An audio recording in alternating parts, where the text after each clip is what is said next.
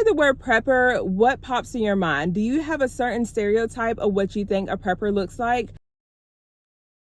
I feel like a lot of people do, and that's just not always the case. In fact, when you say you're a prepper, they think that you're doomsday prepping for the end of time, you're prepping for the apocalypse. And I think society has in their head that the prepper is a big old stocky white dude, in his 30s, 40s, or 50s, has an underground bunker with all this ammo, tactical gear and things like that. And that's just not what it always looks like. Are there people like that? Yes. I'm going to show you what it does look like. I'm going to say something to y'all that might scare you, but it needs to be said. No one believed Noah until the rain came. No one believed Noah until the rain came. No one believed Noah until the rain came. Do whatever you want with that information. I have been prepping for about 3 years now, and I have acquired quite a few things. I've been getting ready for those natural disasters, economic disasters, political disasters. We stocked up on a lot of the short-term foods that you might use within 2-3 month period. Stocked up on your freezer foods, things you can store for a couple of years and don't have to worry about it. We've stocked up on home defense, family defense, self-defense. We got a lot of things that a lot of people just don't think about. A lot of times, a lot of people think it's pretty extreme. It certainly don't hurt to be ready for anything. You never know when your local water system's going to get contaminated. Even if you're on well water, something could spill and contaminate the groundwater. And having that long-term food for when you have to hunker down for a long time really helps. We have solar generators, we have backup batteries, we have solar panels, and we have power inverters. Plenty of toilet paper to combat that toilet paper shortage. Packing food away in Mylar is definitely something we did a lot of. Having go bags ready to go just in case you do have to go, it's also a definite thing you should be doing. Something like this is pretty much how you can start. So looking at the water supply, which is the most important part, this is about 30 days for a family with me and my wife and my son. So about 10 liters per day. That's about a 15 to 30 day supply. It looks like a lot, but it's really not. You want to have renewable water as well, but it's a good way to ration if you have like a hurricane or something where you're not going to have a lot of power or a lot of water access. And these are stuffed full of MREs. That's pretty good for, easy calories, but will mess up your stomach. The ReadyWise stuff is awesome, but it uses valuable resource water to work with.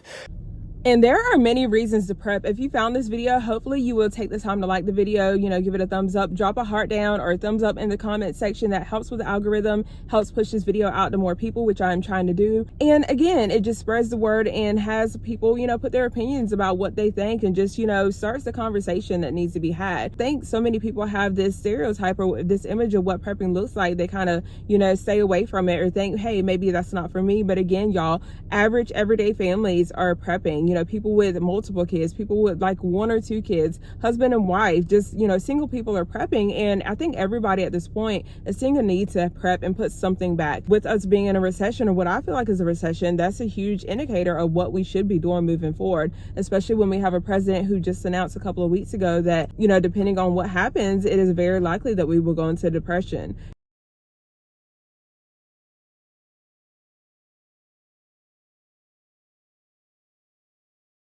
With him even throwing out the word depression, it was very eye-opening because, again, I think that we all know and have heard and, seen images and read, things about what has happened previously in the depression and how a lot of people suffered. And if at all possible, I know I don't want my family to go through that. So I'm doing the best that I can. Again, putting back certain foods, your rice, your beans, your lentils, your water, and just having it so you can have something that you can rely on, then I think is better than having nothing. I still continue to get the comment that I can't afford to prep, and you guys are going to have to pick and choose. I know a lot of people are struggling, and again, I think at this point it's like people are struggling for a lot of reasons. Some had money and just blew money. Some people relied on credit cards, heavily relied on credit cards. And it wasn't because, you know, they had a job loss. It was just like, oh, I can get a credit card. Let me just run this up and, you know, I'll pay it back. And they may have been impacted by job loss.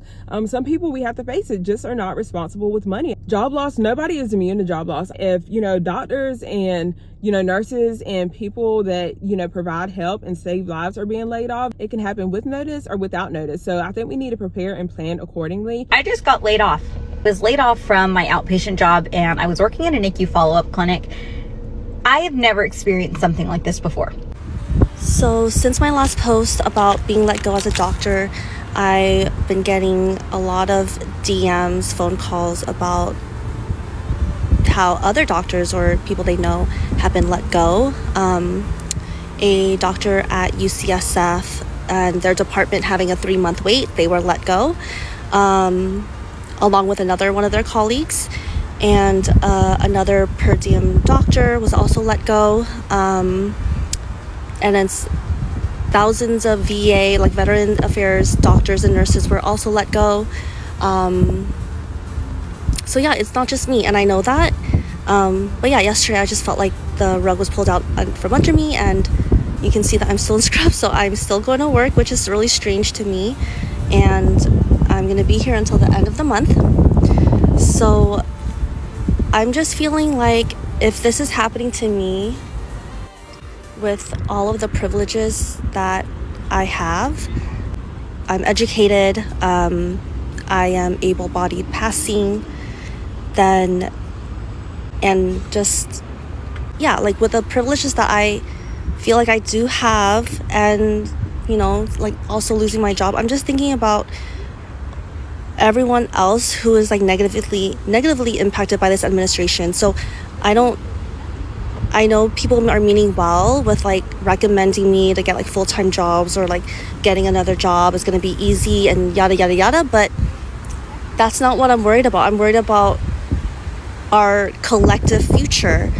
Also, again, you don't have to go out and buy like several $100s worth of food at one time. You know, prepping can look like just buying a couple of cans or spending $10 at the grocery store, you know, this week and maybe $20 next month. You are going to the store to get one box of noodles or something. Instead of just getting one, like get 1 or 2 extra, especially if they're on sale. That way you can put up some, you know, for later. You can have some now, have some later. Dried beans, oats, pasta, molasses, cocoa, peanut butter, canned fruits and vegetables, canned meat, lard, vinegar, salt, sugar, and spices. You know, this is all the stuff your grandmama could take and make 20 meals out of it and continue to feed the family over and over again. The same folks, right, that used to laugh at grandma's struggle meals are about to be Googling how to make biscuits from bacon grease and molasses. And honestly, it's not even shameful. For real, it's smart. Because the truth is, prices are not done climbing yet. We have not hit the peak. So either you build yourself a Depression-era pantry right now, or you're going to be out here paying $15 for a bag of rice like it's a luxury handbag. Because at the end of the day, y'all, survival is not about flexing. It's about preparing.